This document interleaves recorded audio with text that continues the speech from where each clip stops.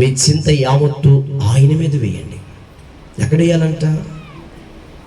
ఎవరి మీద పెడితే ఎవరు ఒప్పుకుంటారు? చింత బాధలు తీసుకెళ్ళి ఆయన అంటాడు నా మీద వేయాలి.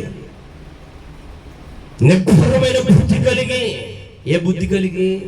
నిబ్బరమైన బుద్ధి వచ్చింది అనుకోండి, నా బరువు నేనే మోస్తా, నా సమస్య నేనే జయిస్తా ప్రభు ద్వారా అని ధైర్యం తెచ్చుకో. అదే నిబ్బరమైన బుద్ధి. అలాగే వీరిలాగా ప్రార్థన చేయొద్దు. వీరి వల్ల ప్రార్థన ఎలాగ చేయాలో తెలుసా?